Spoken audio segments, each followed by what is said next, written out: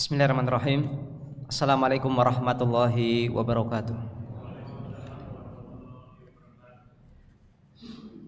Innal hamdalillah nahmaduhu wa nasta'inuhu wa nastaghfiruh wa na'udzu billahi min syururi anfusina wa min sayyiati a'malina may yahdihillahu fala mudilla lahu wa may yudlil fala hadiyalah wa asyhadu an la ilaha illallah wahdahu la syarikalah wa asyhadu anna Muhammadan abduhu wa rasuluhu la nabiyya ba'dah. Allahumma salli wa sallim wa barik ala nabiyyina Muhammadin wa ala alihi wa sahbihi wa man tabi'ahum bi ihsanin ila yaumiddin, amma ba'd. Bapak dan Ibu kaum muslimin dan muslimah rahimani wa rahimakumullah. Alhamdulillah di kesempatan ba'da maghrib di hari ini kita bisa duduk sejenak dalam rangka mengambil adab kita sebagai umat untuk kemudian menghormati ulama secara umum ataupun menghormati guru kita. Maka di antara hadis yang berkaitan dengan hal ini adalah sebagaimana yang disampaikan oleh Rasulullah sallallahu alaihi wasallam. Qala Rasulullah sallallahu alaihi wasallam, Rasulullah sallallahu alaihi wasallam bersabda, "Laisa minna," tidaklah termasuk bagian golongan kami, man lam yarham shaghirana, orang yang tidak menyayangi orang yang lebih muda.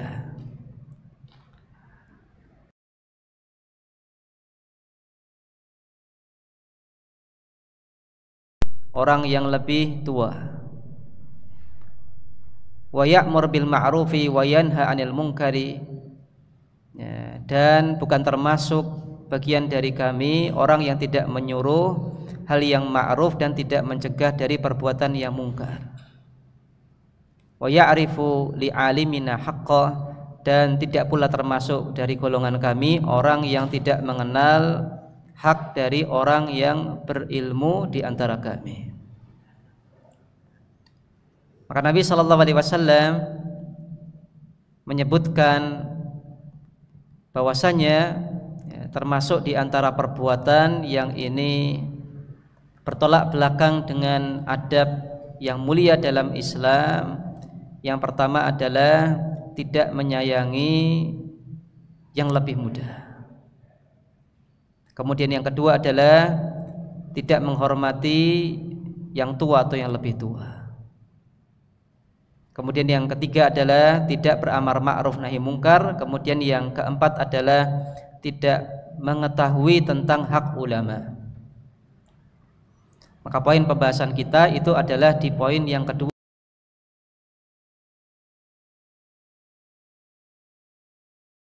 Bukan termasuk golongan kami, di antaranya adalah di golongan yang kedua, orang yang tidak menghormati yang tua. Apa yang dimaksud dengan yang tua di sini? Yang pertama adalah tua dari sisi usia.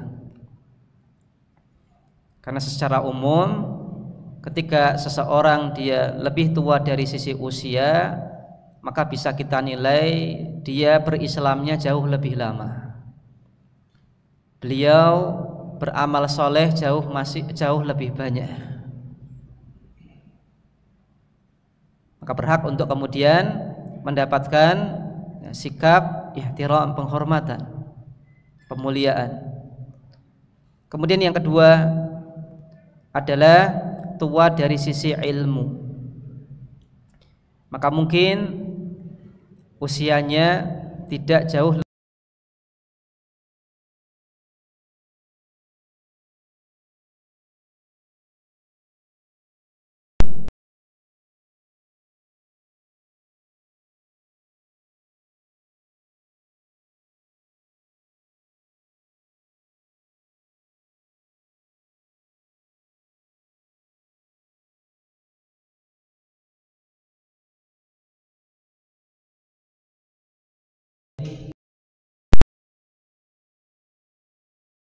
maka ini bertolak belakang dengan adab Islam.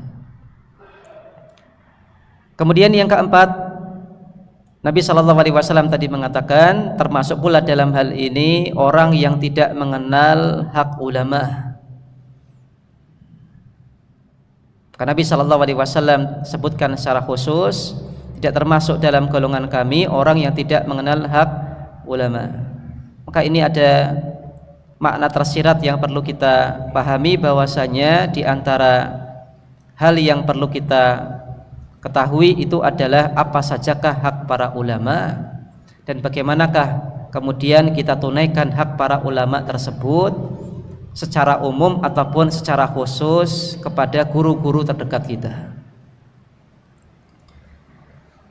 Maka sesungguhnya membesarkan, menghormati dan menghargai ulama termasuk bagian dari sunnah Nabi Sallallahu Alaihi Wasallam.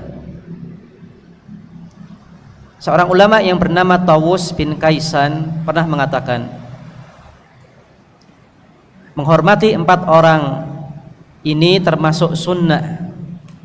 Yang pertama adalah menghormati para ulama, yang kedua adalah menghormati orang tua, kemudian yang ketiga adalah menghormati penguasa ataupun pemerintah. Maka Tawus bin Kaisan beliau rahimahullahu ta'ala menyatakan bahwasanya termasuk dalam ajaran Nabi itu adalah menghormati ulama, bahkan mengagungkan ulama dan memuliakan ulama karena ilmu yang Allah Subhanahu wa ta'ala karuniakan padanya dan karena Al-Quran yang dihafal dan dipahaminya merupakan juga termasuk pengagungan terhadap Allah Subhanahu wa ta'ala. Sebagaimana yang Nabi Sallallahu Alaihi Wasallam katakan dalam sebuah hadis yang sahih, di mana Nabi Sallallahu Alaihi Wasallam mengatakan, inna min ijlalillahi ta'ala ikrami disyaibah al-muslim. Sesungguhnya termasuk dalam mengagungkan Allah Subhanahu wa ta'ala adalah ketika seseorang menghormati muslim yang sudah tua, wa hamilil Quran, dan menghormati penghafal Al-Quran, ghairul ghali fihi walal jafi, namun tidak dengan berlebihan dan juga dengan tidak mengurangi haknya, wa ikrami di sultan al-muqsid, dan juga termasuk dalam mengagungkan Allah Subhanahu wa ta'ala ketika seseorang menghormati pemerintah yang adil. Maka Nabi Sallallahu Alaihi Wasallam memasukkan menghormati ulama secara umum atau secara khusus di sini adalah hamilul Quran, pengemban Al-Quran.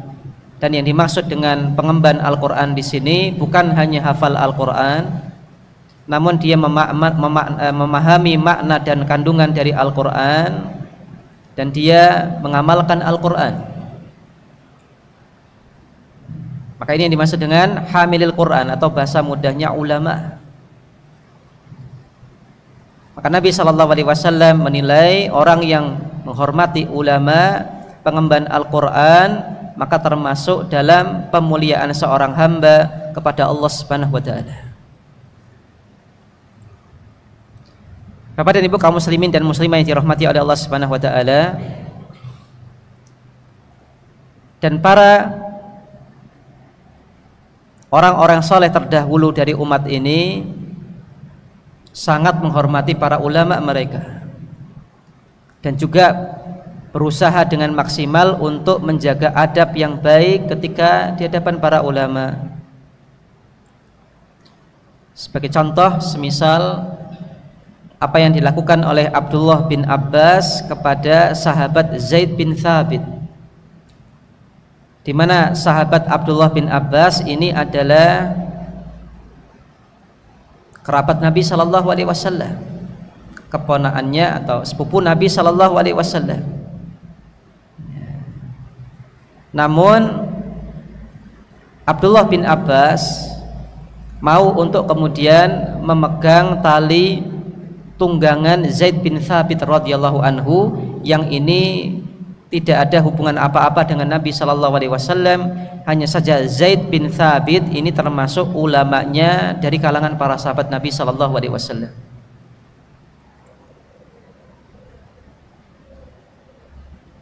Maka ini menunjukkan adab yang mulia dan adab yang tinggi yang diteladankan oleh Abdullah bin Abbas radhiyallahu anhu, padahal beliau adalah kerabat Nabi sallallahu alaihi wasallam, namun tidaklah beliau segan-segan untuk kemudian memegang tali tunggangannya Zaid bin Thabit radhiyallahu anhu, sambil Abdullah bin Abbas mengatakan, seperti inilah kami disuruh melakukan terhadap para ulama dan pembesar kami.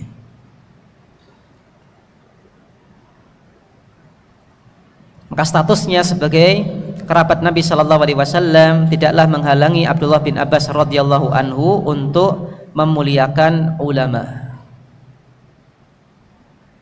Dikala di zaman ini tidak sedikit orang yang kemudian memanfaatkan klaim statusnya sebagai kerabat Nabi, sebagai keturunan Nabi, untuk kemudian lebih mengunggulkan diri mereka daripada para ulama.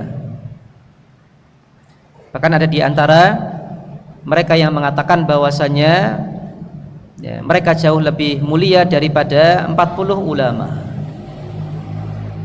Maka mari kita lihat teladan dari Abdullah bin Abbas, di mana beliau jelas-jelas kerabat Nabi sallallahu alaihi wasallam, di mana Abdullah bin Abbas ini adalah di antara anak yang kemudian dididik oleh Nabi sallallahu alaihi wasallam hingga kemudian tumbuh remaja dan dewasa, berada dalam pemeliharaan Nabi sallallahu alaihi wasallam, tapi beliau tidaklah membuat hal ini menjadi penghalang bagi dirinya untuk kemudian menghalangi seorang ulama sekelas Zaid bin Thabit radhiyallahu anhu, meskipun Zaid bin Thabit ini bukanlah kerabat Nabi sallallahu alaihi wasallam.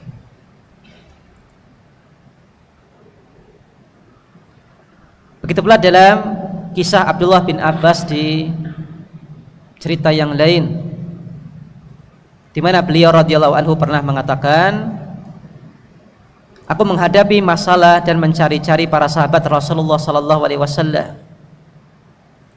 dan aku sungguh akan mendatangi seorang laki-laki hanya karena satu hadis Nabi sallallahu alaihi wasallam. Dan suatu ketika sampai berita kepadaku bahwa ada seorang laki-laki yang mendengar hadis dari Rasulullah sallallahu alaihi wasallam berkaitan dengan masalah yang sedang aku cari jawabannya.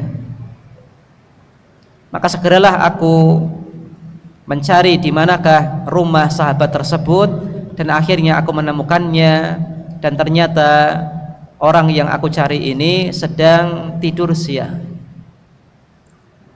Maka akhirnya aku pun menunggu di pintu rumah orang tersebut, tidak aku ketuk pintunya.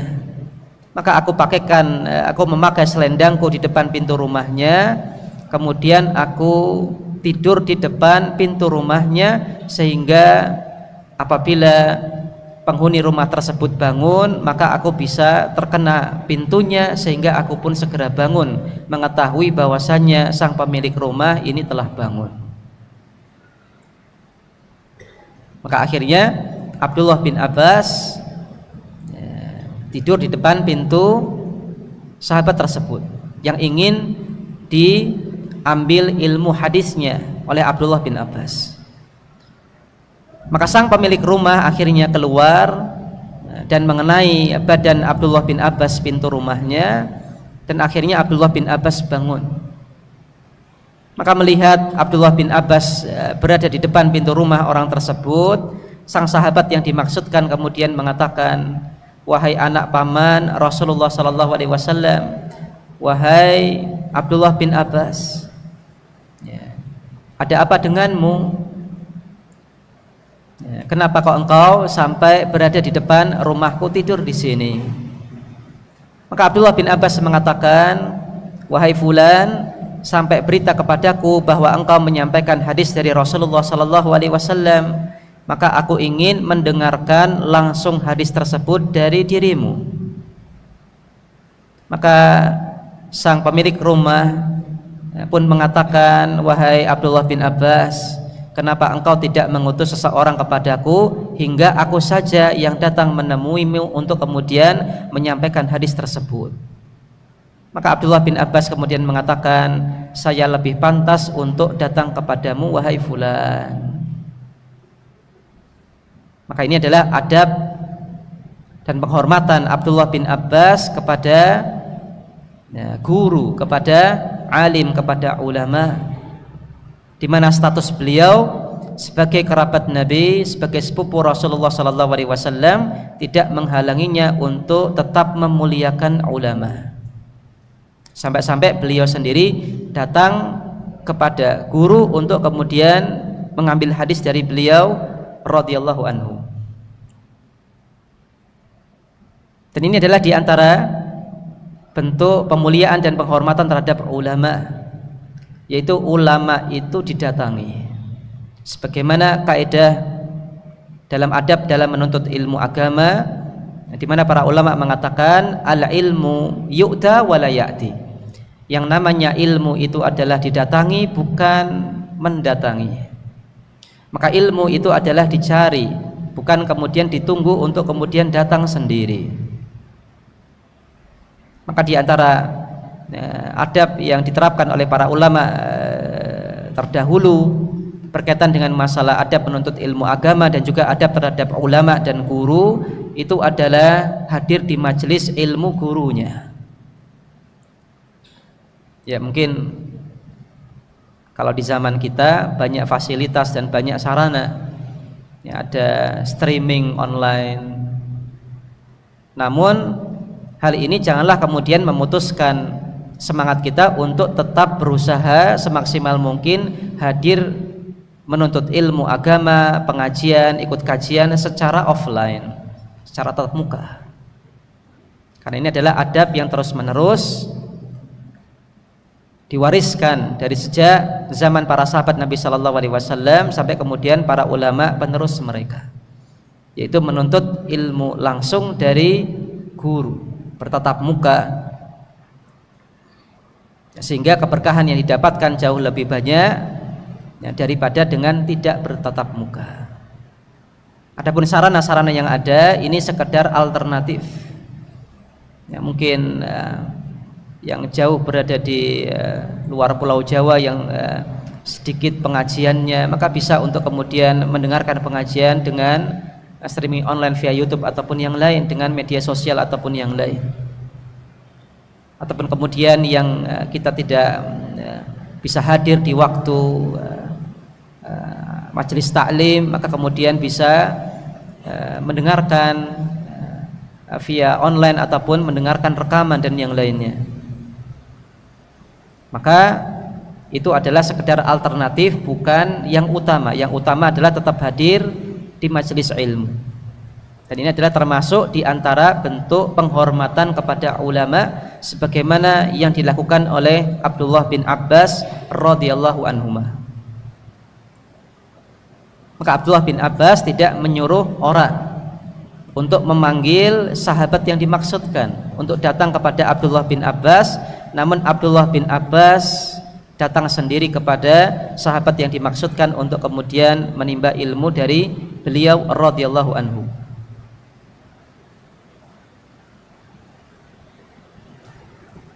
Kaum muslimin dan muslimah yang dirahmati oleh Allah Subhanahu wa taala,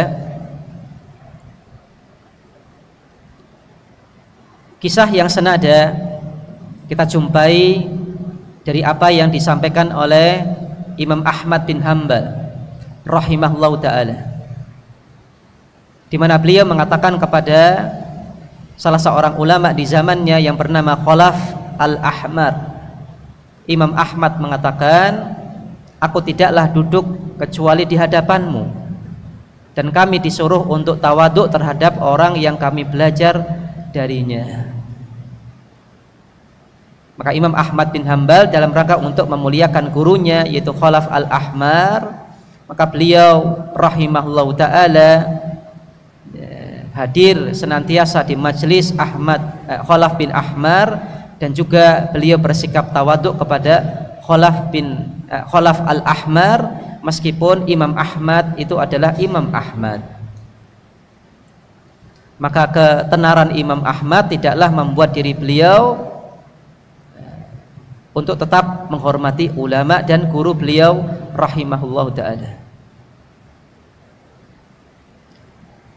Dan di antara kisah yang lain yang ini pun kisah yang senada menunjukkan bagaimanakah penghormatan para ulama salaf terhadap guru-guru mereka adalah sebagaimana yang dikisahkan tentang Imam Muslim ketika beliau mendatangi Imam Bukhari,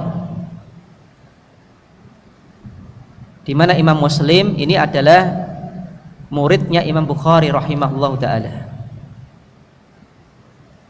Maka ketika Imam Muslim datang kepada Imam Bukhari, maka Imam Muslim mencium di antara kedua mata Imam Bukhari, mencium di kening Imam Bukhari. Nah, ini adalah kebiasaan terutama orang Arab untuk menghormati ulamanya, yaitu dicium di keningnya. Jadi bukan salaman kemudian dicium tangannya, tapi di antara bentuk penghormatan kepada ulama itu adalah mencium kening ulama. Yang mungkin kalau di tempat kita ini tidak lumrah. Ini bukan adat kita.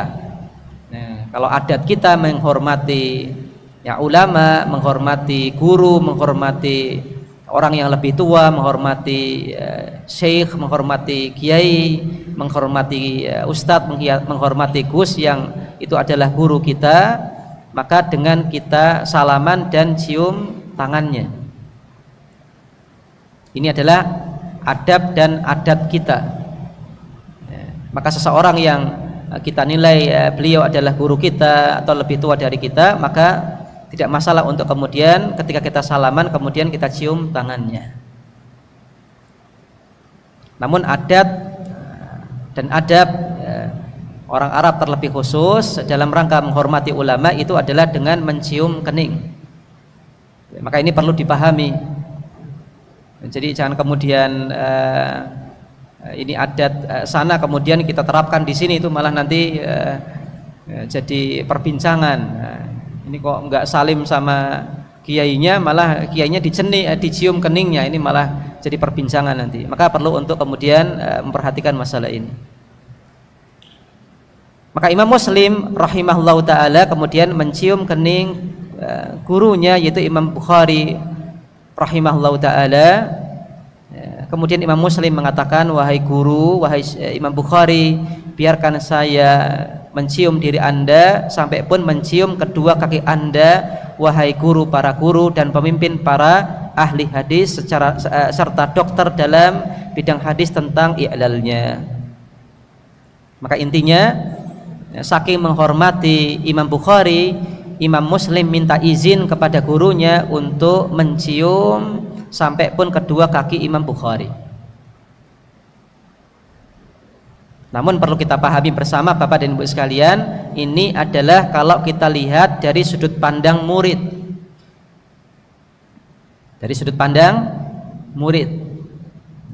Maka dari sudut pandang murid, dari apa yang kita dapatkan dari kisah ini, adanya pemuliaan yang luar biasa dari Imam Muslim kepada gurunya sampai pun kemudian mau minta izin mencium kaki Imam Bukhari.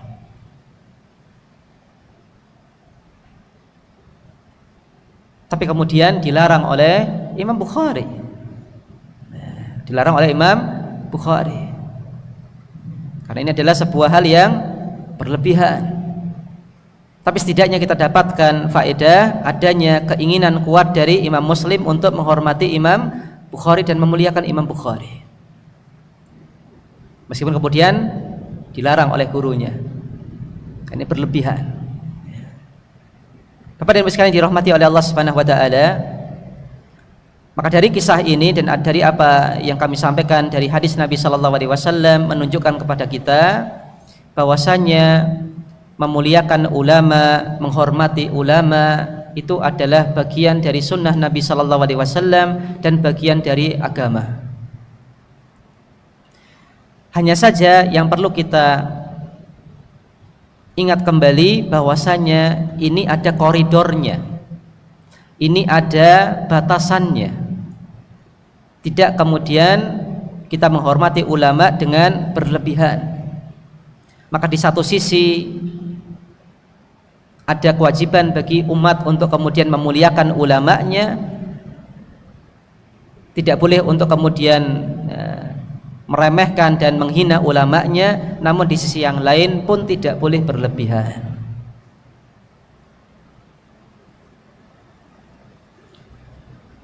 Kaum muslimin dan muslimah yang dirahmati oleh Allah Subhanahu wa taala, apa saja adab yang kemudian perlu untuk diterapkan kepada ulama secara umum ataupun guru kita secara khusus dalam rangka untuk memuliakan dan menghormati ulama dan guru kita? Maka hal ini sebagaimana yang disampaikan oleh Ali bin Abi Thalib radhiyallahu anhu. Beliau pernah mengatakan, sesungguhnya di antara hak ulama adalah engkau jangan banyak bertanya kepadanya. Janganlah engkau membantahnya dalam jawaban. Dan janganlah engkau terus-menerus bertanya apabila engkau tahu bahwasanya gurumu ini sedang tidak mau menjawab. Dan janganlah engkau memegang pakaiannya apabila ia bangkit untuk berdiri. Dan janganlah engkau membuka rahasia gurumu. Dan jangan pula engkau menggunjing seseorang ketika engkau berada di sisi gurumu. Dan termasuk hak ulama adalah jika ia keliru, maka engkau harus menerima dan mencari udzur untuk apa yang dia keliru di dalamnya. Dan juga engkau harus menghormati dan mengagungkannya, karena Allah Subhanahu wa taala selama ulama tersebut menjaga perintah Allah Subhanahu wa taala. Dan di antara hak ulama adalah jika ia membutuhkan sesuatu, hendaklah engkau cepat-cepat mendahului yang lain untuk memenuhi kebutuhan ulama tersebut. Maka ini adalah nasihat dan penjelasan dari Ali bin Abi Thalib radhiyallahu anhu terhadap hak para ulama secara umum. Adab-adab yang perlu untuk kita perhatikan secara umum dalam rangka menghormati dan memuliakan ulama.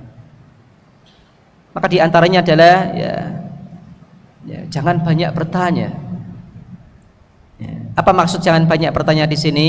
Maksudnya adalah ketika memang sang ulama tersebut ini memiliki waktu yang terbatas, kemudian mungkin beliau sedang tidak enak badan, ataupun mungkin beliau sedang tidak mau untuk kemudian menjawab dengan panjang lebar. Maka apabila kita mengetahui bahwasanya kondisi guru kita ini seperti ini, maka kita perlu untuk kemudian paham dengan kita tidak banyak bertanya. Kemudian yang kedua, tidak boleh membantah.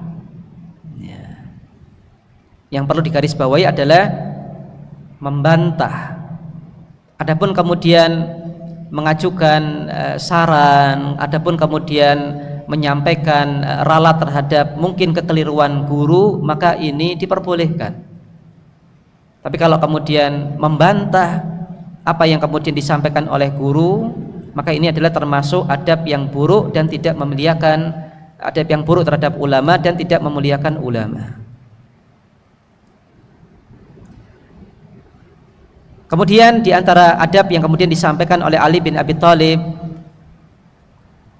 dalam menghormati ulama itu adalah ketika ulama ini melakukan kesalahan, maka sebisa mungkin untuk kemudian kita mencari alasan terhadap kesalahannya.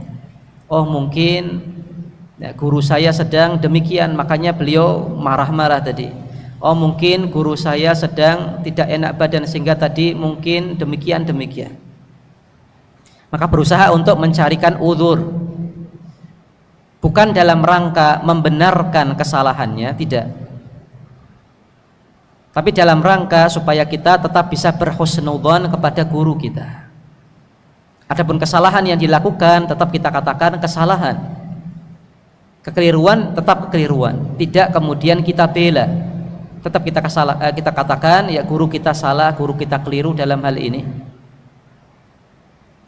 Semoga Allah Subhanahu wa taala mengampuni beliau dan menjaga beliau dan memberikan petunjuk kepada beliau. Kita katakan demikian. Namun di sisi yang lain kita mencari alasan-alasan yang ini sekiranya membuat kita bisa tetap berhusnudzon kepada guru kita. Maka ini adalah di antara adab yang disampaikan oleh Ali bin Abi Thalib berkaitan dengan masalah menghormati dan memuliakan ulama. Bapak dan Ibu sekalian dirahmati oleh Allah Subhanahu wa taala,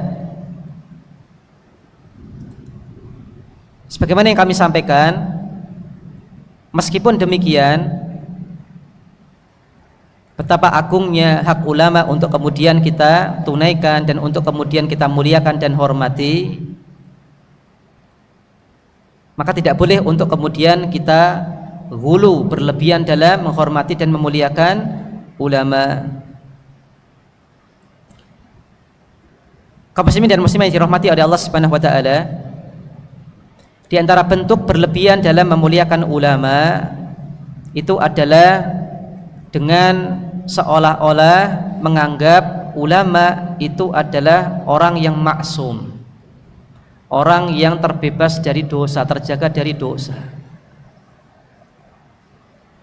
sehingga dianggap apa yang dikatakan, dilakukan oleh gurunya, oleh ulamanya itu pasti benar tanpa ada cacat dan salah.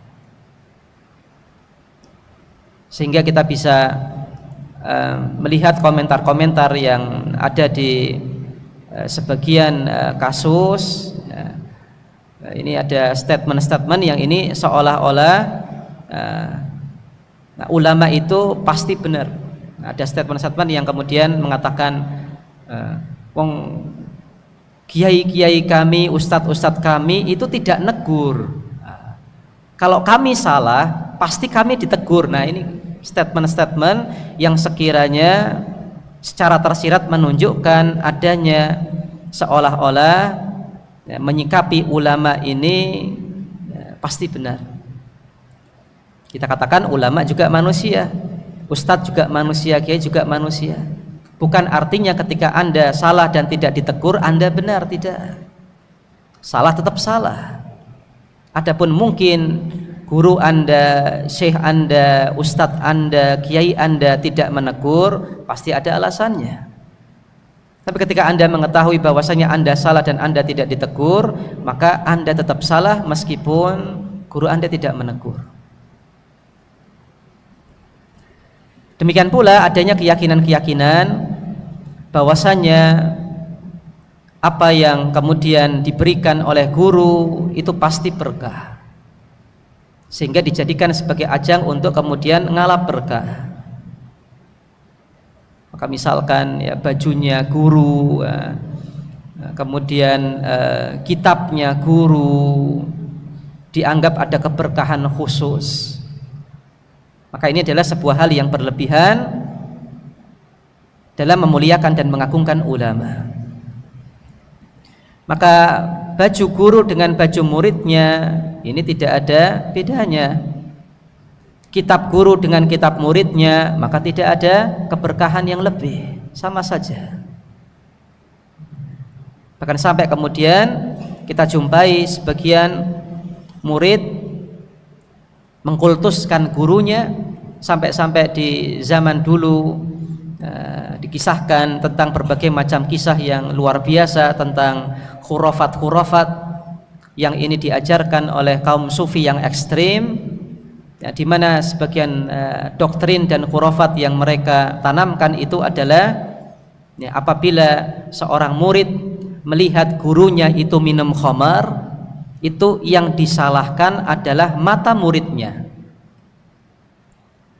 bukan gurunya.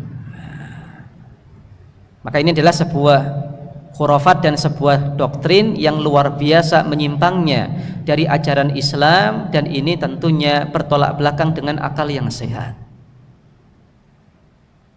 Maka ketika guru melakukan kesalahan, justru malah yang disalahkan adalah mata muridnya. Dan juga sebagian kisah yang sangat amat berlebihan terhadap para ulama adalah dengan dikisahkan bahwasanya para ulama ini apabila dipanggil namanya maka bisa hadir untuk kemudian menolong muridnya yang kesusahan. Maka sebagian thariqah sufiyah yang ekstrim meyakini apabila mereka berada di tengah-tengah lautan, berada di atas kapal, kemudian mereka terombang-ambing ombak, mereka panggil nama-nama syekhnya, nama-nama gurunya, maka syekh dan gurunya ini bisa kemudian menolongnya selain Allah Subhanahu wa ta'ala. Maka ini tentunya adalah di antara akidah yang termasuk dalam kesyirikan dan termasuk dalam pemuliaan, penghormatan kepada guru dan ulama yang berlebihan, tidak sebagaimana yang kemudian diajarkan oleh Nabi sallallahu alaihi wasallam dan para sahabatnya radhiyallahu anhum ajmain. Bapak dan Ibu sekalian dirahmati oleh Allah Subhanahu wa taala. Suatu ketika Syekh Abdul Aziz bin Baz rahimahullah taala pernah ditanya tentang apa hukum berdiri dalam rangka untuk menghormati guru.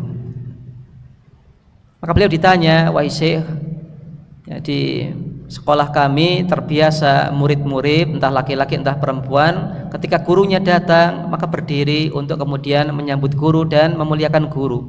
Maka apakah ini kemudian diperbolehkan? Maka Syekh Abdul Aziz bin Baz mengatakan hal ini selayaknya tidaklah dilakukan. Karena Nabi sallallahu alaihi wasallam mengatakan hendaknya persiapkan tempat duduknya di neraka bagi orang yang kemudian senang dan sengaja membuat orang lain untuk berdiri kemudian memuliakan dirinya, atau kama qala sallallahu alaihi wasallam. Maka apabila berdiri yang dilakukan oleh murid untuk kemudian menghormati gurunya ini kemudian disarankan oleh Syekh Abdul Aziz bin Baz untuk jangan dilakukan karena ada hadis Nabi sallallahu alaihi wasallam berkaitan dengan ini.